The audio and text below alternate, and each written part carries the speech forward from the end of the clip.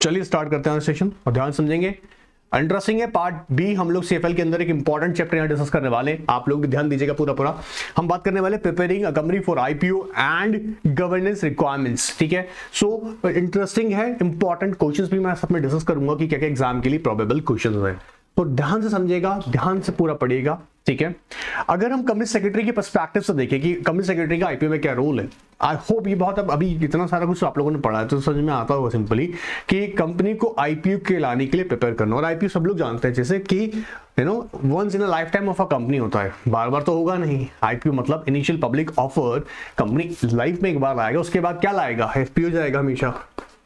तो हमने एक बात समझना होगा, जब once in a lifetime एक इवेंट है, ये इवेंट बहुत ही ढंग से प्रिपेयर करना होगा।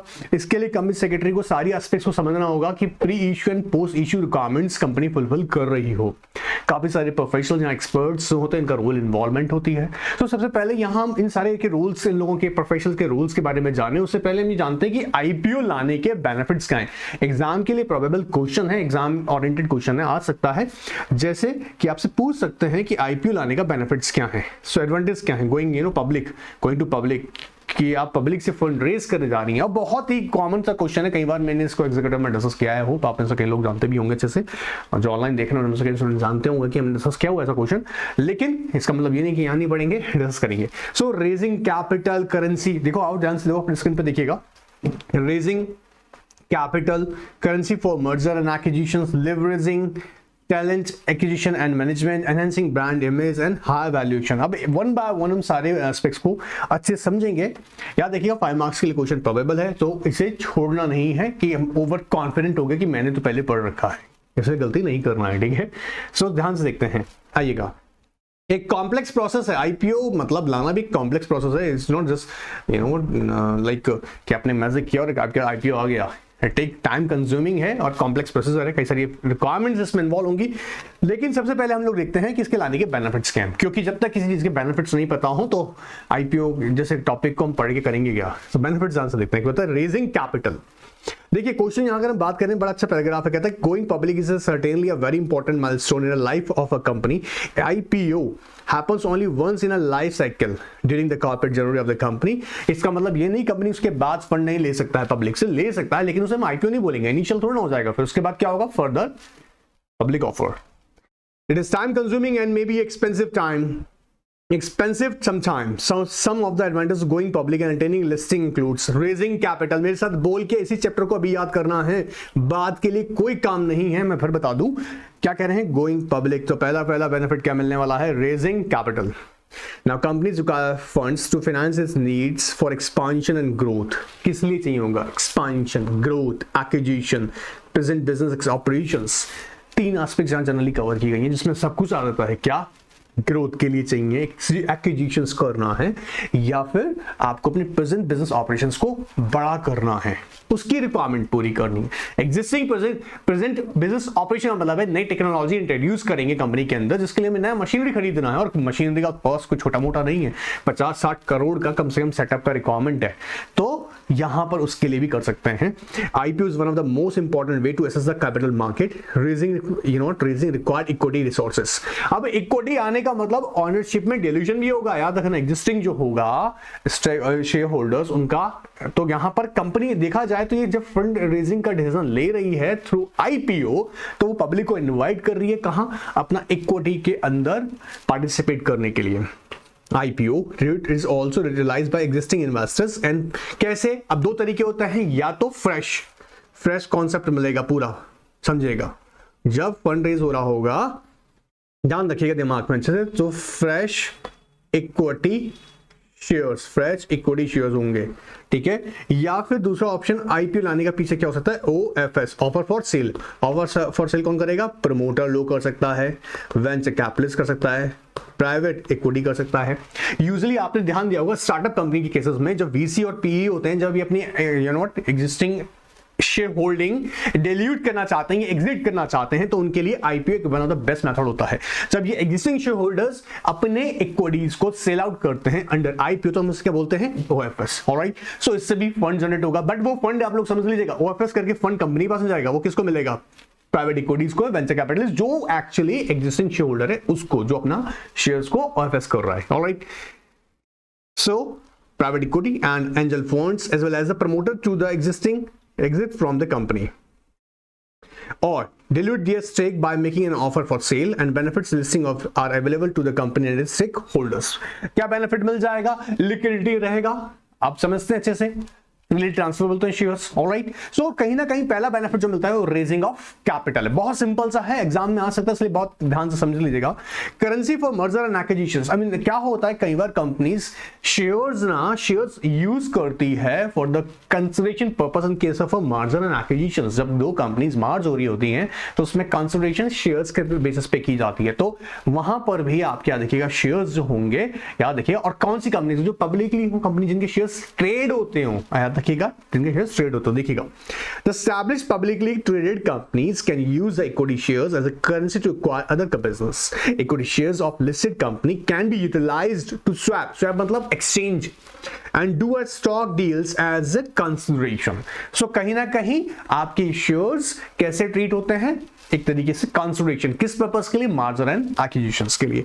मैं उम्मीद कर रहा हूं कि मर्जर एक्विजिशन क्लियर तो है बेटा, क्यों दिक्कत आ रही है आपको? क्लियर है, ठीक है, आओ स्क्रीन क्लियर है, कहां तुम कर दिक्कत है? चलो नेक्स्ट देखते हैं। ऑलराइट, तो फर्स्ट देखा हमने रेजिंग कैपिटल के लिए, या फिर हम उससे बोल सकते हैं कि एक तरीके से currency for merger and acquisition, बोलिए currency for merger and acquisition, बोलिएगा currency for merger and acquisitions. Leveraging का बेनिफिट क्या होता है, जब कोई कंपनी, देखिए जब आईपीओ आ जाता है कंपनी का, उसके बाद में उसमें एक अच्छी लिक्विडिटी हो जाती है, मतलब उसकी ट्रेडिंग अच्छी होती है, तो ये तो बहुत यूजुअल सी बात है कि शेयर के प्राइसेस भी हाई होते हैं। जब शेयर के प्राइसेस अच्छे होंगे, अच्छे चलेंगे, अच्छे हाई होंगे, तो जो जनरली जो प्रमोटर्स होते हैं कंपनी के, वो अपने ही शेयर्स को क्या करते हैं, प्लेज करते हैं विद बैंक्स। बोलो विद बैंक्स, क्या करते हैं, विद बैंक्स अपने शेयर्स को प्लेज करते हैं।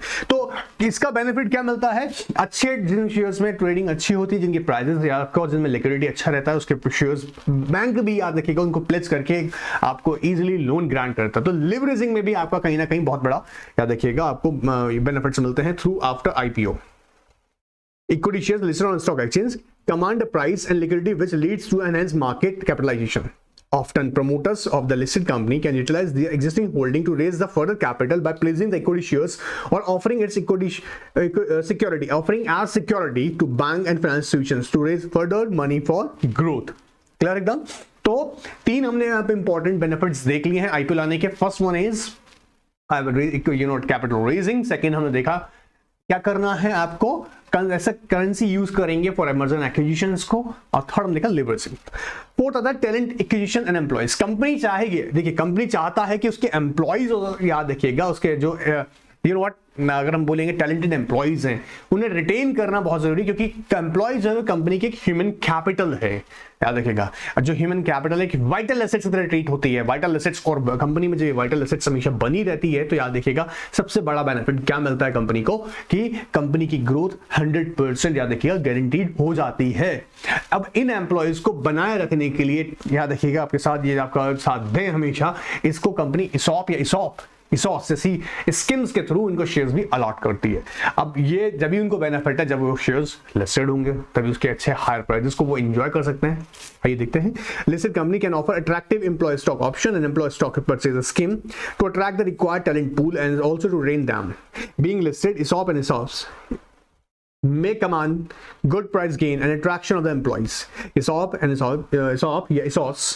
are used to attract talent as well as to retain key employees and managerial personnel, which is an important human capital for business. क्योंकि आपको पता है ना, बिना ह्यूमन कैपिटल के आपका धंधा नहीं चलने वाला। You have to have what? Effective and efficient human capital.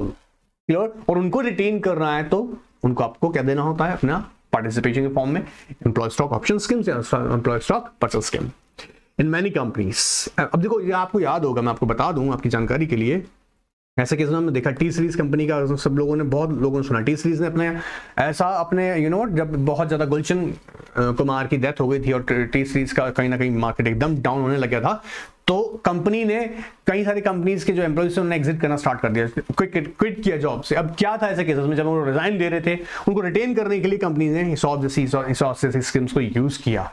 और कहीं ना कहीं देखा गया वो लोगों को फील आने लगा कि हाँ भैया हम भी कंपनी के अंदर कहीं ना कहीं कुछ अहमियत रखते हैं। तो एक बहुत इफेक्टिव मेथड है ये टैलेंटेड एम्प्लॉयज को अपने पास रोकने का। ना in many companies, employees reservation is in IPO is considered as one of the incentive where the employee will be able to acquire shares at discount at IPO price. SEBI regulations allow the keeping specific reservation of employees. These initiatives encourage the commitments and the long-term motivation among the talent pool. आप ये बात बहुत से जानते होंगे, मैंने पहले भी बताया आप लोगों को कि ये स्कीम एक्चुअली होता है। आपने देखा होगा ना, हम जब IC पढ़े थे, याद होगा मेरे बच्चों को, क्या पढ़े थे, हमको याद होगा कि रिटेल इन्वेस्टर्स के लिए और एम्प्लॉइज के लिए ऑफ कोर्स कहीं ना कहीं हम एक रिजर्वेशन कैटेगरी रखते हैं, जहां पर जो आईपीओ का प्राइस है उससे वहां पर डिस्काउंट रेट पर हम लोग याद रखेगा, फेस वैल्यू पे डिस्काउंट नहीं कह रहे हैं, ध्यान सुनिएगा, जो आईपीओ का प्राइस है उस पर डिस्काउंट रेट पर याद रखिएगा, हम लोग अपने एम्प्लॉइज को भी अपनी कंपनी के शेयर्स ऑफर करते हैं।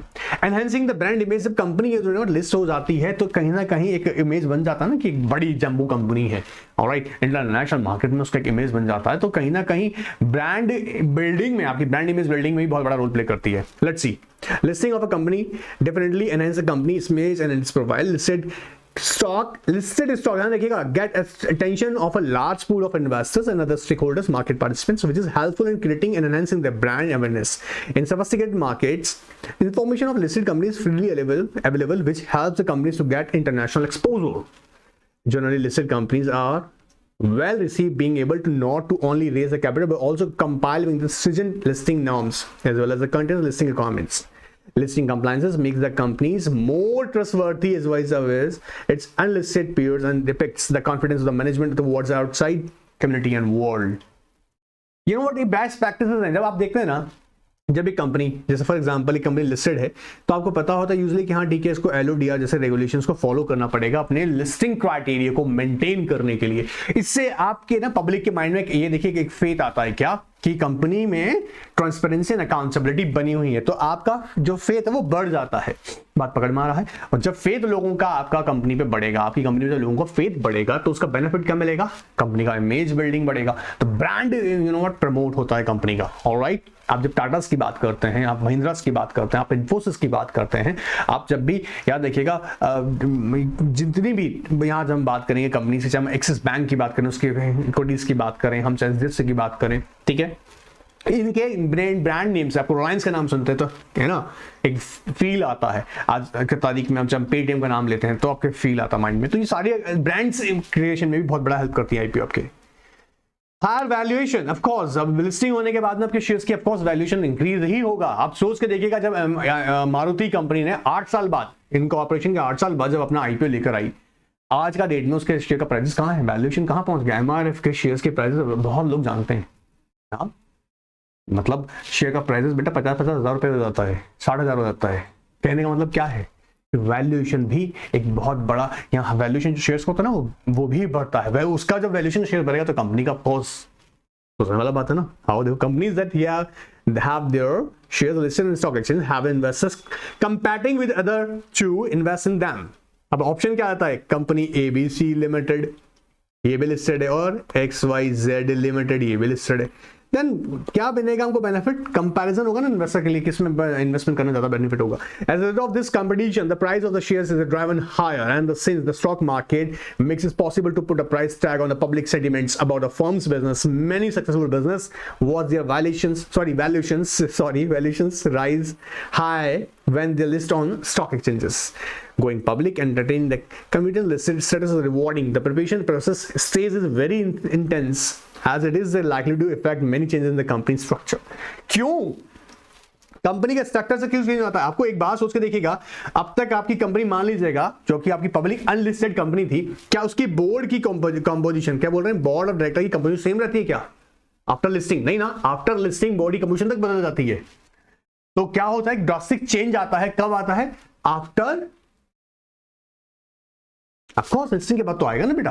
पहले हम अगर, अच्छा जनरली आपने देखा होगा ना, अगर हम ध्यान से देखें, अगर आप बॉडी कंपोजिशन चेक करने बैठेंगे तो पब्लिक कंपनी का बोला 3 डायरेक्टर, बोला बाहर में जाओ, उसके आगे वो कुछ सोच नहीं रहे हैं। हाँ, एंड अगर हम लोग आफ्टर आईपीओ देखेंगे और लिस्टेड होने के बाद में क्या क्वेश्चन होता है? 50% का criteria minimum non executive director का होना चाहिए। तो कई सारे चेंजेस आ जाएगा, कमिटीज रिक्वायरमेंट्स हो जाएंगी, है ना, विमेन डायरेक्टर अपॉइंटमेंट मैंडेटरी हो जाएगा, बहुत सारा चेंज आएगा। तो ये सब भी कंपनी को कहीं ना कहीं बेनिफिट देता है। एनीवेज हमने यहाँ पे क्या डिस्कस किया है, हमने कुछ यहाँ पे इसके बेनिफिट्स डिस्कस किए हैं। एक क्वेश्चन फिर बता दूं, प्रोबेबल एग्जाम के लिए इसको हल्के में ना लीजिएगा, ओवर कॉन्फिडेंट होकर, ध्यान रखिएगा आप लोग भी। तो हमने 5 यहाँ पे बात डिस्कस करी, क्या है पहला हमको बेनिफिट क्या मिलेगा, ये फटाफट से बेटा रिवाइज कर लीजिएगा। Raising capital, I hope clear है, यहाँ पे कोई डाउट नहीं है। करेंसी, आप लोगों को डाउट हो तो आपको सेना कहने के व्हाट्सएप पे कोई क्वेरी पूछना है ना। Currency for merger and acquisition, उसके बाद में leveraging, talent acquisition and management and enhancing brand image, and last one is higher valuation. Now the next is that preparing a company for an IPO। अब हम लोग company को तैयार कर रहे हैं IPO के लिए, और जैसा हम लोग जानते हैं कि सबसे क्रूशियल जो रोल होता है इस खेल के अंदर होता है मर्चेंट बैंकर का। मर्चेंट बैंकर ना डिलिजेंस एक्टिविटी करता है, और डिलिजेंस जो है ना बेसिकली कोई कैसे किया जाता है, कैसे किया जाए, इसके लिए कोई स्पेसिफिक रेगुलेटरी गाइडलाइंस नहीं है। तो ड्यू डिलिजेंस का मतलब क्या है, जो भी इंफॉर्मेशन, ध्यान सुनना, जो भी इंफॉर्मेशन ऑफर डॉक्यूमेंट में प्रोवाइड की गई है, जो भी इंफॉर्मेशन ऑफर डॉक्यूमेंट में प्रोवाइड की गई है, वो इंफॉर्मेशन ऑथेंटिकेटेड है या नहीं है, और उसको उसके ऑथेंटिकेशन को टेस्ट करना, चेक करना, ये मर्चेंट बैंकर के रोल में है। बात पकड़ में आ गया। तो क्या देखेंगे सबसे पहले, considering it's complexity, it is important that every company which strive to take the path of attaining listed status should aware of requirement, regulatory or otherwise, being once a lifetime event, miscalculation any nature can create hurdle for a company future growth। अब ये बड़ा खतरनाक काम हो जाता है अगर आपका कहीं पर भी डॉक्यूमेंटेशन, अगर कोई टेक्निकल एरर की वजह से भी अगर रुक जाती है तो फ्यूचर ग्रोथ, क्योंकि एक बार मार्केट में अनाउंसमेंट होती है कि कंपनी आईपीओ लेके आ रहा है, और सडनली लेटर ऑन पता लगता है कि अरे सक्सेसफुल नहीं रहा है आईपीओ, तो क्या ही इम्पैक्ट होता है। फिर रेगुलेटर और भी स्ट्रिक्ट हो जाते हैं। स्ट्रिक्ट का मतलब इमीडिएटली आपको सारे अप्रूवल्स नहीं मिलने वाले हैं, प्रैक्टिकली बता रहे हैं, बुक के लैंग्वेज से थोड़ा सा और भी कुछ चीजें प्रैक्टिकल होती हैं।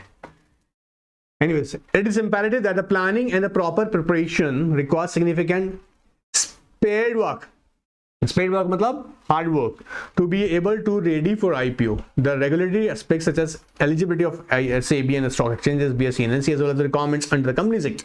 अब यहाँ अगर हम ध्यान से देखें तो क्या क्या चीज हम देखेंगे, आप देखेंगे सेबी के रेगुलेशंस को फॉलो करना है, फिर हमने स्टॉक एक्सचेंज की बातों को भी देखना होगा, कंपनीज एक्ट 2013 क्या कहता है, ये जनरल कुछ एस्पेक्ट्स हैं, ये तो कॉमनली आपको आने चाहिए और आपको पता होना चाहिए कि ये हमको पढ़ने ही है, समझने भी हैं, ठीक है। इसके अलावा भी अगर कोई सेक्टर स्पेसिफिक है, जैसे बोल लीजिएगा अगर हम लोग इंश्योरेंस कंपनीज की बात करेंगे तो उनका स्पेसिफिक रेगुलेटर का ध्यान रखना है कि वो उनके क्या स्पेसिफिक प्रोविजन बताएं। कोई बैंकिंग कंपनी अगर वो आ रही है तो उसके भी ध्यान रखेंगे कि आरबीआई ने क्या गाइडलाइंस प्रोवाइड की हुई है। एनीवेज चलिए अब देखते हैं डिलिजेंस। सबसे पहला आता है diligence, regulatory framework and scope of diligence. बहुत ध्यान सुनना, याद देखिए कोई सा टॉपिक यहाँ रटना नहीं है, सुनना ध्यान से है। हाईलाइट इसलिए क्या हुआ है ताकि आपको बताऊंगा कीवर्ड्स आपके एग्जाम में लिखते हुए आने चाहिए नोट में, ठीक है, आपके आंसर के अंदर। SEBI regulation requires a merchant banker among this other things to exercise diligence. तो सेबी ने किसको ऑथराइज किया हुआ, मर्चेंट बैंक को, क्या कि तुम भाई क्या एक्सेस करोगे, diligence and ensure proper care existence, exercise independent professional judgement. Further ध्यान से बेटा स्क्रीन पे ध्यान रखो, merchant banker to ensure that adequate disclosure are made to potential investors in a timely manner in accordance with the applicable regulations and guidelines so as to enable them to make a balanced and informed investment decision. CB regulation require merchant banker to maintain records and documents pertaining to due diligence, exercise pre and post issue matters। अब देखो ध्यान सुन लो, क्या याद रखेंगे, merchant banker, याद रखिए merchant banker को specifically authorise किया गया है, ऑथोराइज किया गया बाय सेबी। सेबी ने ऑथोराइज किया गया है, किस काम के लिए किया गया है, डीडी करने के लिए, डिलिजेंस करोगे आप, ठीक है।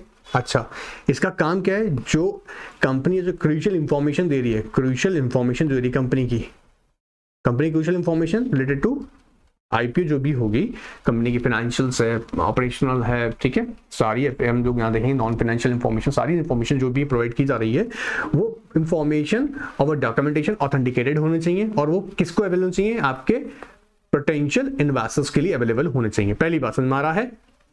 फिर कह रहा है दोनों एक्टिविटीज है, pre and post issue activities. कि रेगुलेटरी रिक्वायरमेंट्स को पूरा कर रहा है नहीं कर रहा है, सारी एस्पेक्ट्स देखेंगे, ठीक है। ICDR regulation require the offer document should contain all material disclosure. All material disclosure का मतलब ही क्या होता है?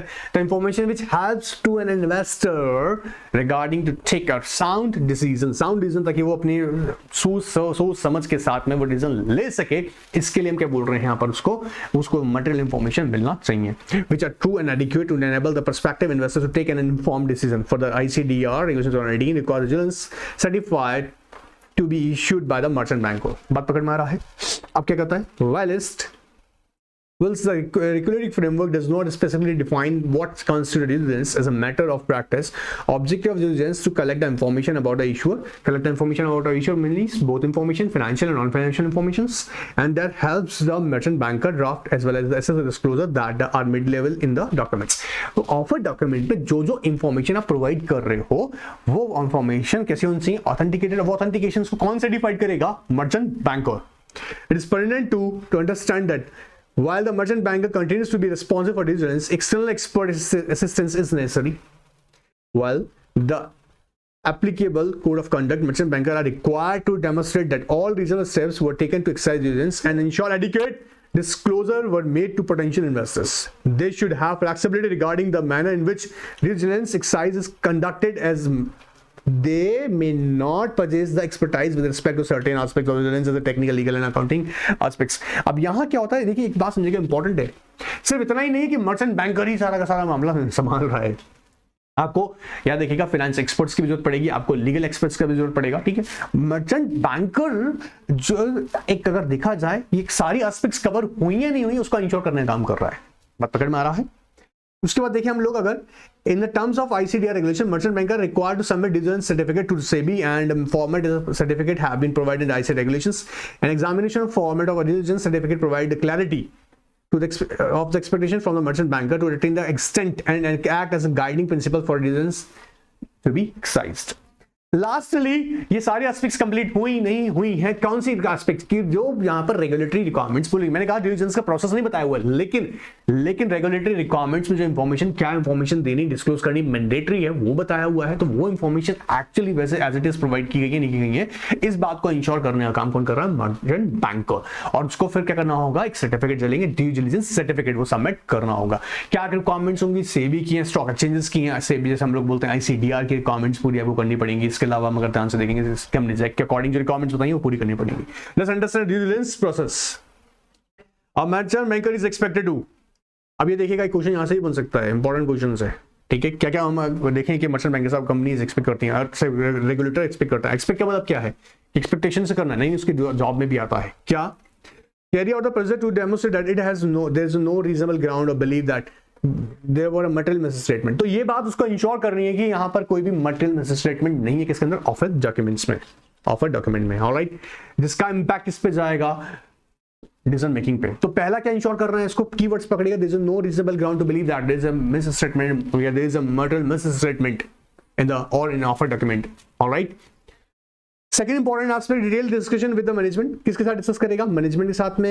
ये कस्टमर्स जो है कंपनी के, सप्लायर्स हैं, ठीक है, उसका ऑडिटर है उसके साथ में, वैसे business and associated risk and financial reporting. देखिए सेकंड इसका मीटिंग जो होगा, मीटिंग के साथ होगा मैनेजमेंट के साथ में। मैनेजमेंट बोलेगा कि कस्टमर्स जो हैं, सप्लायर्स के साथ में इसके, और कंपनी के इशू के साथ में, जो हम बोल रहे हैं इशूअर्स ऑडिटर, ठीक है, ऑडिटर के साथ में डिस्कस करेगा क्या क्या फैक्टर्स, रिस्क क्या कैसे जुड़े हैं कंपनी में, risk involve, financial condition actually हम बताइएगा, मैनेजमेंट के साथ डिस्कस करेगा। कहीं आप अब रिस्क में ऑलरेडी रिजल्ट में डिस्कस कर चुका हूं, डोंट थिंक सो कि मुझे रिस्क वापस बताना आप लोगों को, बताना है ना?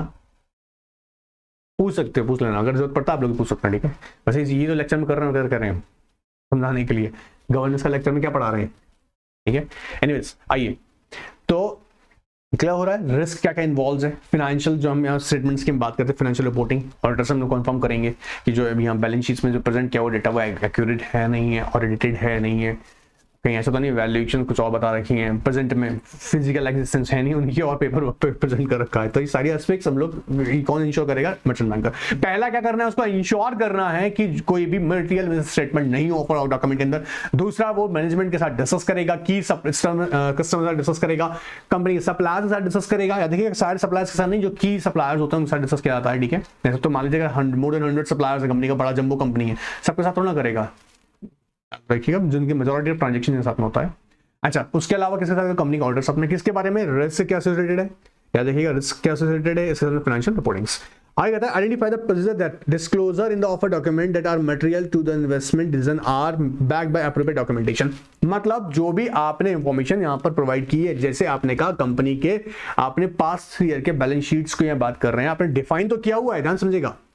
कंपनी ने पास्ट ईयर के अंदर मान लीजिएगा 10 to 12% की रेंज में डिविडेंड डिक्लेयर किया हुआ है, तो इसका सपोर्टिंग डॉक्यूमेंट्स क्या होंगे, उसकी बैलेंस शीट्स को हम जाकर देखेंगे, उसके पेनल की हमें जरूरत पड़ेगी ऐसे रिक्वायरमेंट्स में। आपने कंपनी के लिए कंपनी की एसेट्स आप बता रहे हैं मोर देन 150 करोड़ है, ठीक है। How to ensure it, authenticated होना चाहिए, ऑडिटेड बैलेंस शीट्स आपके फाइनेंशियल स्टेटमेंट्स अवेलेबल होना चाहिए, बात समझ में आ रहा है। तो सपोर्टिंग डॉक्यूमेंट जो कि मेटल इंफॉर्मेशन जो है यहाँ पर आप बात प्रोवाइड करेंगे, उसके लिए सपोर्टिंग डॉक्यूमेंट्स भी आपको देने हैं, यह इंश्योर करेगा। such as corporate and secretary records, certificate of issuer, all right, and to provide documents that have been reviewed for an issue and post completion of the issue of instances of receipt clarification requisition from the SEBI। अगर SEBI ने regulatory ने कोई भी question answers किए regarding the what clarities about clarity in respect of information of the issuer, तो उसको भी answer करने का भी काम इसको भी है, ठीक है ना। अब देखिए यहां ध्यान से देखिएगा, it must be clearly understood that diligence is the backbone of any primary market offering.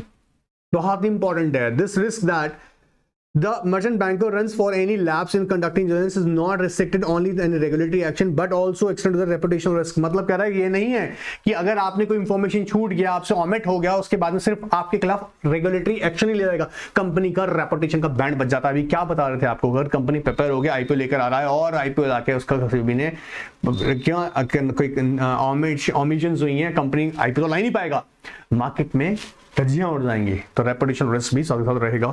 Though the merchant banker are supposed to carry out diligence and comply with all requirements of applicable regulations, company and the management in the responsible for the contents of the offer document and have to declare। देखो ये important है, very very important section है यार, इतना सा एक question के लिए बन जाता है क्या।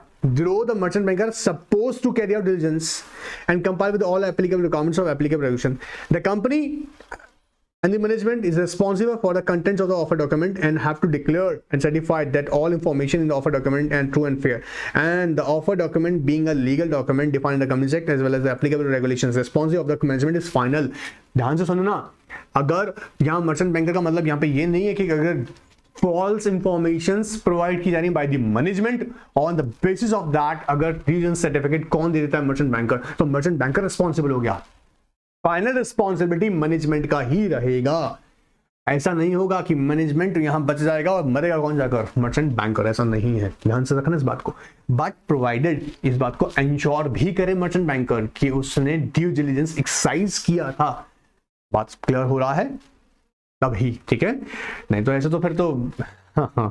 तो ये इंपॉर्टेंट क्यों है कि अगर ऐसा केस होता है तो हमें ये ऑब्जर्व करना पड़ेगा कि अगर मर्चेंट बैंकर ने डिलिजेंस एक्सरसाइज किया हुआ है, ऑफ कोर्स का responsibility, but doesn't means that कि मैनेजमेंट रिस्पॉन्सिबल होगा, मैनेजमेंट ही रिस्पॉन्सिबल होगा, ठीक है ना। Companies need to prepare and be ready for the process of diligence. The process of preparation of IPO thus commence with the diligence and the further important aspects to be considered as follow। क्या क्या होगा अभी देखते हैं फटाफट से, एक बार check कर लो कहीं आपको डाउट आया हो। स्क्रीन चल रहा है बेटा, कोई दिक्कत नहीं है इसमें, आपको वैसे ही लग रहा है। चलो फटाफट बताओ। Setting up of relevant teams. अब रिलीवेंट टीम का मतलब दो तरीके की हम यहाँ पे टीम बनाएंगे, जिसके अंदर मर्चेंट बैंकर है, लीगल एक्सपर्ट्स है, ठीक है। ये क्या करेंगे, आपको दो लेवल पे सपोर्ट करेंगे। एक होगा जो आपके डे टू डे कंपनी में जो इंफॉर्मेशन है, डॉक्यूमेंटेशन है, उसको कलेक्ट करेंगे, और एक टीम जो होगी वो क्या करेगी, उस इंफॉर्मेशन को एनालिसिस करेगी। ध्यान सुनते देखो, explain preparation for IPO is complex process, require input from various functionaries with the companies। जैसे finance and account से भी आपको इंफॉर्मेशन लेना होगा, कंपनी के सेक्रेटरी डिपार्टमेंट से इंफॉर्मेशन कलेक्ट करना, मार्केटिंग सेटअप से, प्रोडक्शन एंड मैन्युफैक्चरिंग सेटअप से, एडमिनिस्ट्रेटिव सेटअप से। ये क्या हो रहा है आप जानते हैं, कंपनी के अंदर फाइनेंस एंड अकाउंट डिपार्टमेंट है, मार्केटिंग है, प्रोडक्शन मैन्युफैक्चरिंग है, ठीक है। ये सारे सेटअप से, जो सेक्रेटरी डिपार्टमेंट, हाँ बेटा, इन सारे डिपार्टमेंट से क्या करना होता है, इंफॉर्मेशन होता है। ये क्या है, फंक्शनरीज, कंपनी के अंदर क्या functionaries. So there is a need to identify the personnel from each of these functions to be available for assembling the required information and data. There is a practice of setting up the transaction team from the end of the issuer company, merchant banker and legal advisor। अब देखो तीन तरीके का role आ गया, कौन कौन आ गया, हमारा sending of transaction team from the issuer company. हर एक डिपार्टमेंट से हम कंसर्न पर्सन देखेंगे, चाहे वो मार्केटिंग आपके सेटअप से हो, चाहे वो प्रोडक्शन हो, मैन्युफैक्चरिंग हो आपका, या आपके सेक्रेटरी डिपार्टमेंट हो, या फाइनेंस एंड अकाउंट्स हो। हर एक डिपार्टमेंट से क्या होगा, स्पेसिफिकली एक पर्सन जो की होंगे वो यहाँ पे ले ली जाएंगे। इसके अलावा मर्चेंट बैंकर हमारे हैं ही, इशूज चल ही रहे, लीगल एडवाइजर्स आ गए, ठीक है। Two layer generally once team is address routine require routine queries. ध्यान से देखिएगा, रूटीन क्वेरीज, एक का काम क्या होगा, रूटीन क्वेरीज की तरफ फोकस करना। वापस बोलिएगा, रूटीन क्वेरीज की तरफ, ठीक है।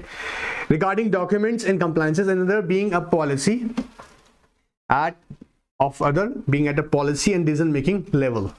Policy and decision making level बोलिएगा, policy and decision making level, मतलब दो टीम बन जाएगा जिसमें हम लोग क्या कह रहे हैं, ध्यान सुनिएगा। पहला क्या बोले थे हम आपको, पहली टीम क्या करेगी, जिसका काम क्या है, जो रूटीन क्वेरीज है रिगार्डिंग डॉक्यूमेंट्स उसको कलेक्ट करने का काम करेगी। दूसरा क्या करेगी, एनालिसिस करेगी।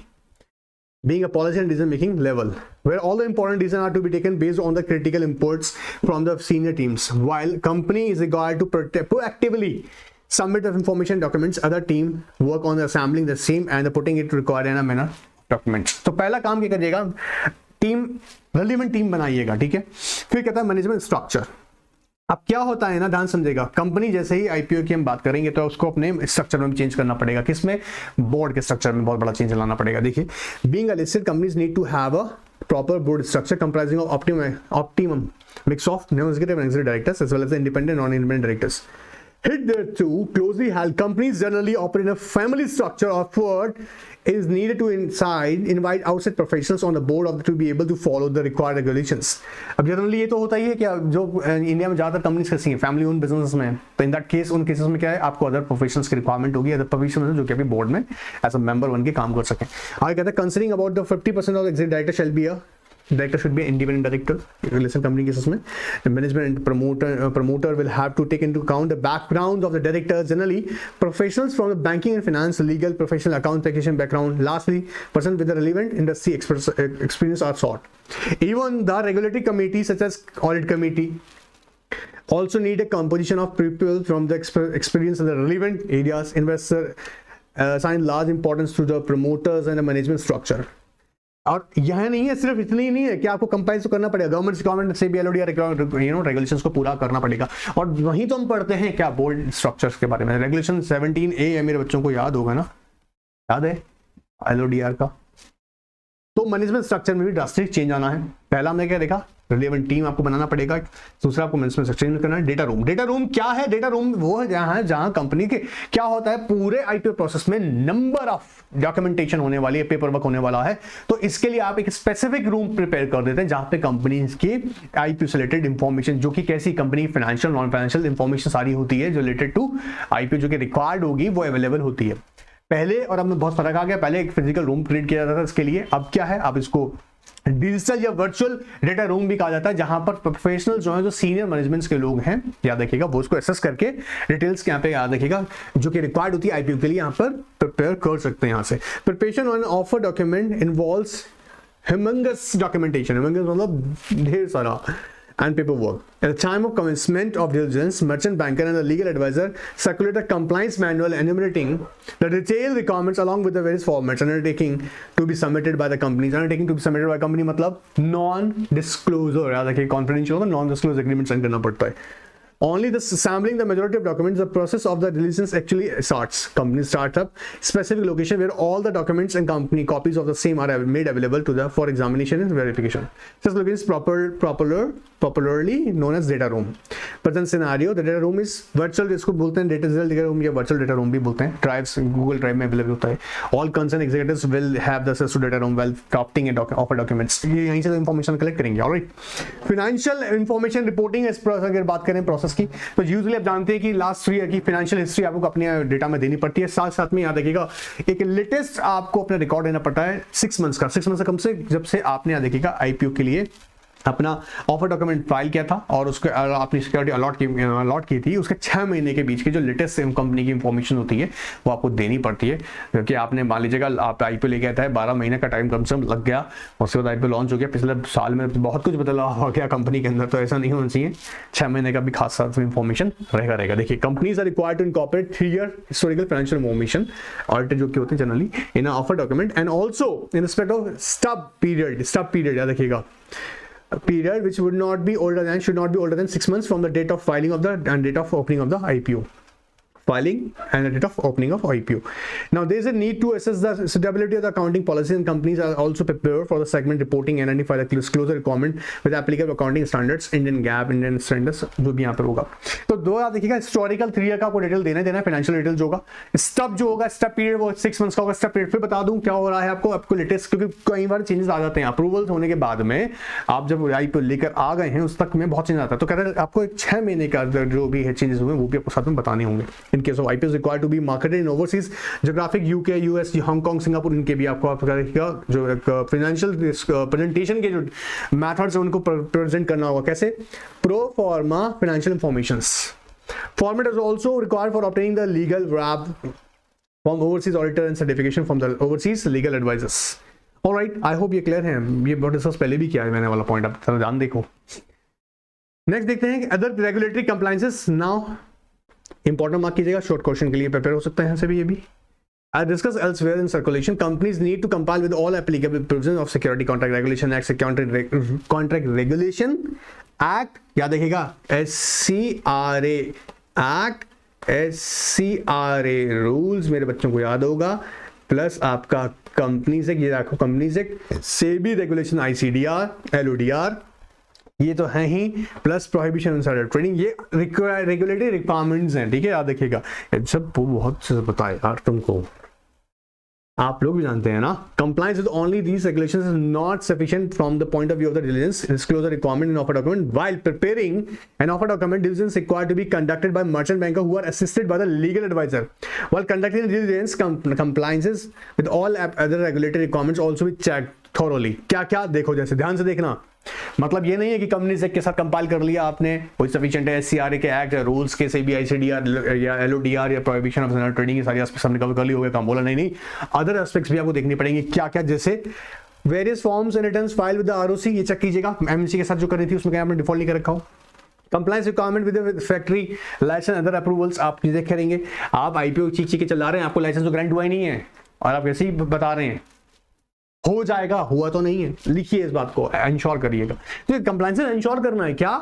पहला क्या देखेंगे, कोई भी रिटर्न्स हैं या फॉर्म्स हैं, RO साथ फाइल करना है, MC के साथ फाइल करना है, प्रॉपर हुआ ही नहीं हुआ है, या जो कंप्लायंस रिक्वायरमेंट्स हैं जो कि लाइसेंस हैं, लाइसेंस की बात करें फैक्ट्री लाइसेंसेस, या प्रोविडेंट फंड या gratuity rules and labour law से रिलेटेड है, या tax filing up to date है नहीं है, ध्यान से सुनना, इसको हल करो। Litigation, dispute, show cause notice हैं, ये सारे 4-5 एस्पेक्ट्स अलग से याद रखिएगा, डिस्कस आपको इंश्योर करनी होगी। किसको? मर्चेंट बैंकर को। क्या क्या हो सकता है, ध्यान से मेरे साथ बोलिएगा। रिटर्न्स डॉक्यूमेंट्स हो सकते हैं, forms with ROC and ministry. Second बोलेगा प्रोविडेंट फंड या फैक्ट्री लाइसेंस से रिलेटेड हो सकता है, प्रोविडेंट फंड, ग्रेजुटी या लेबर लॉ से रिलेटेड एस्पेक्ट्स हो सकती हैं, या हम बोल रहे हैं tax returns up to date होना चाहिए। इसके अलावा क्या बोल रहे हैं, कोई भी डिस्प्यूट्स नहीं हो, ठीक है, या है तो उसे डिटेल आपको देना पड़ेगा, show cause notice. Alright, all over requirements in respect of not only issuer company but also its group, ये नहीं सिर्फ ग्रुप के बारे में, सिर्फ कंपनीज और उसके directors of the company are, इनके बारे में भी आपको चेक करना है। ग्रुप के अलावा कंपनी की ग्रुप कंपनीज है, कंपनीज है, उनकी भी आप चेक करेंगे। ऑलराइट, चलिए अब देखिए जैसे कह रहा है, legal advisor conduct independent search and review from their resources and also from their access to the database of various legal authorities such as civil code, high court etcetera. Also important website of such watch are investors civil etcetera said such is not only conducted in respect of the issuer company but also in respect of the group and associate companies promoter director detail information. क्यों ऐसा तो नहीं है कि ये लोग default करके बैठा, डायरेक्टर प्रमोटर लोग भी गड़बड़ करके बैठे हुए हों, तो इनका भी डिटेल सारा डेटा निकाला जाता है। सिविल कोर्ट्स, हाई कोर्ट से यहाँ पे इंफॉर्मेशन कलेक्ट की जाएगी। सिविल है या ऐसी जो क्रेडिट रेटिंग एजेंसीज होती हैं जनरली जो इन्फॉर्मेशन कलेक्ट करती हैं, इसलिए की प्रोवाइड करती हैं उनके लिए। आगे देखेंगे अगर इंडस्ट्री डेटा, तो इंडस्ट्री डेटा का मतलब जिस इंडस्ट्री ऐसे सेक्टर में आपकी कंपनी काम कर रही है। जैसे मान लीजिएगा एक कंपनी टेलीकम्युनिकेशन में है तो टेलीकम्युनिकेशन के इंडस्ट्री का क्या हाल चाल है, एक कंपनी टेक्सटाइल में है तो टेक्सटाइल का क्या हाल चाल है, कोल इंडस्ट्रीज है कोल का क्या हाल चाल है। अब ये जनरली क्रेडिट रेटिंग या कोई भी ऐसी अथॉरिटी जो कि याद रखिएगा ऑथराइज्ड है, जो इनके ऊपर रिसर्च करती रहती है, उसकी इंफॉर्मेशन उसको बोल रहे हैं इंडस्ट्री डेटा, ठीक है, वो आपको अपने ऑफर डॉक्यूमेंट में मेंशन करनी है, ऑफर डॉक्यूमेंट में मेंशन करनी है। जब ऑफर डॉक्यूमेंट में से मेंशन करेंगे तो याद रखिएगा कई जगह आप ऑब्जर्व किया गया है, जो भी इंफॉर्मेशन आप याद रखिए जो पब्लिक यहाँ इंफॉर्मेशन प्रोवाइड कर रहे हैं अपने इंडस्ट्री डेटा के बारे में, इंडस्ट्री डेटा के बारे में, उसके लिए अप्रूवल लेना पड़ता कई जगह के, ठीक है। तो ये इंफॉर्मेशन आप किसके बारे में, इंडस्ट्री के बारे में, ठीक है। आइए, the offer document comprise of N important chapter on industry information. Companies are required to give information about the industry segment in which it operates, enabling the regulators and investors to get a fair idea about the segment. Management are required to gather information from the authenticated sources and should have a comprehensive information made available. It is all that reproducing highlight कीजिएगा information. क्यों reproducing information के लिए अपने देखो यहाँ देखो reproducing information from publicly available website reports etc. also sometimes need permission from those entities able to publish its of documents. Publicly available अगर आप डॉक्यूमेंट में प्रेजेंट कर रहे हैं तो उसके लिए परमिशन आपको लेना पड़ेगा. कॉपीराइट का बीच हो जाता है इसलिए भी है. Industry data to be included in the off document can also be obtained tailor-made from rating research agencies such as CARE, CRISIL, ISRO, and Axis. You know, said process should be commenced in advance to be able to deliver the timely. अब इनको पहले से आप क्या कर सकते हैं, इनको भी हायर करके इनसे भी इन्फॉर्मेशन आप कलेक्ट कर सकते हैं. तो इंडस्ट्री डेटा हेल्पफुल बहुत होता है. आज अगर कोई इंडस्ट्री में कोई इन्वेस्टमेंट कर रहा है तो उसको देखा कि कोई इंडस्ट्री का हाल ठीक नहीं है तो इन्वेस्टमेंट से बचेगा. मैनेजमेंट डिस्कशन एनालिसिस, इसके भी देखते हैं फटाक से देखिएगा. Management discussion analysis. Many listed companies may comply with all requirements and the companies are ready and rules they made under presentation of balance sheets is concerned. However, they are not been putting effort to include the important information about the company business, its progress and future opportunities may have. It is often advised to IPO bound companies that annual report and balance sheet of a company for past year be consciously prepared to include the relevant information for the benefit of investors and also make the neat and attractive. ये की word है याद रखिएगा, ताकि ये annual report और balance sheet के basis पे ही आपका जो है ना आपके जो प्रोस्पेक्टिव इन्वेस्टर्स हैं वो डिसीजन लेंगे. तो ये इंपॉर्टेंट एस्पेक्ट्स कवर कीजिएगा. measures required to consider not only the regulatory requirements of the disclosure but also try to meet the expectations of the outside investors. Discussion includes comparative analysis of the key financial information of the company for past years. इसके अंदर क्या होगा, company के last 3 year की information. Management discussion analysis का मतलब ही क्या, कंपनी की लास्ट 3 ईयर की जो परफॉर्मेंस रही है फाइनेंशियल परफॉर्मेंस उसको एग्जामिन करना, कंपेयर करना. ठीक है. An important chapter where the management can include the discussion about the existing business as well as the perspective business. इसी का ही तो थ्रू है कि आज का मौजूदा बिजनेस क्या और आगे क्या कंपनी नया कर सकती है. ठीक है. Publicity and advertisements. Publicity and advertisement बहुत जनरल एस्पेक्ट्स हैं. ठीक है. कंपनी क्योंकि याद रखिएगा पब्लिसिटी इसके लिए बहुत ही मैंडेटरी होती है. आप पब्लिसिटी में अगर मान लीजिए किसी आप एक्सपर्ट व्यू का या किसी पर्सन का या अपने क्लाइंट के डेटाबेस के बारे में, वेंडर्स के बारे में, सप्लाई के बारे में अगर डिटेल या उनका नेम दे रहे हैं, क्योंकि कई बार इससे भी तो बहुत ज्यादा इंपैक्ट आता है ना. आपको अगर पता लग जाए कि आपकी कंसल्टिंग फॉर्म है, आपकी कंसल्टेशन फॉर्म है और मान लीजिए उसमें आपने लिखा कि मेरा जो क्लाइंट है वो रतन टाटा है, तो लोगों के बैक में जाएगा रतन टाटा जैसा आदमी अगर आपसे कंसल्टेशन ले रहा है तो भैया हमारे लिए तो बहुत अच्छा होगा. In that case you have to take the permission from your client that whether you can write her or his name in your offer document or not. ये लेना पड़ेगा. So companies often have a large list of clients, vendors, suppliers and other stakeholders, and inclusion of their names in the draft offer document often helps the companies to market its issue and credential to have invested large. However, many intentions to include their name in the draft offer document, there is a need to obtain consent of their entities. All right. Once the offer document is filed with the regulators, management is required to adhere the code of advertisement and publicity, which basically restrict the management from the publicizing anything outside the content and information included in the offer document. ये important line है, ध्यान से रखिए. ध्यान दो. No public information with respect to IP shall contain any offer of incentives to investors directly and indirectly. कि भैया अगर आप शेयर्स लेगा तो आपको हम बेचने पे, हमारी कंपनी शेयर बेचने पे आपको इतना पैसा मिलेगा, ऐसा कोई नहीं देंगे आप. No advertisement relating to product or service by issuer company shall have any reference to the performance of the issuer during the period from the board resolution approving the IPO till the allotment in IPO. ऐसा भी नहीं करेंगे आप कि company के product services के में advertisements में आप कंपनी की परफॉर्मेंस को डिफाइन करना स्टार्ट कर देंगे. लेकिन कब वैसे कर सकते हैं एडवर्टीजमेंट, लेकिन जब वीआर पास होने से और अलॉटमेंट होने तक के पीरियड में आप कंपनी की परफॉर्मेंस को प्रोडक्ट या सर्विसेज के थ्रू एडवर्टीजमेंट कर रहे हैं, क्या उसकी परफॉर्मेंस को डिफाइन कर रहे हैं किसके, इश्यूर के. इससे मैनिपुलेशन क्रिएट होती है ना माइंड में, समझ रहे ना.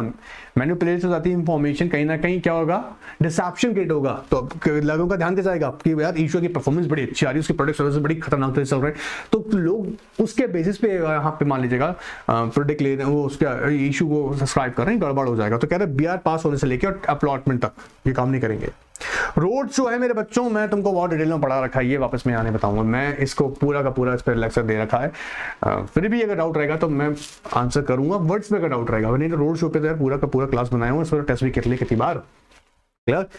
एनीवेज, नाउ नेक्स्ट जो है हमारे लिए मटेरियल कॉन्ट्रैक्ट्स एंड डॉक्यूमेंट्स, वो हम आगे नेक्स्ट सेक्शन में देखेंगे. यहां तक कोई डाउट होगा तो आप लोग पूछ लीजिएगा. आप लोग याद रखिए ऑनलाइन देख रहे हैं एनआरके 9 के व्हाट्सएप पूछेगा। इंपॉर्टेंट क्वेश्चन याद रखिएगा, सेशन वाइज आप लोग बताएंगे, जिनको नहीं मिला है वो व्हाट्सएप कीजिएगा भाई। ऑलराइट, आप डिस्कस कर लीजिएगा, कोई क्वेश्चन है तो पूछो।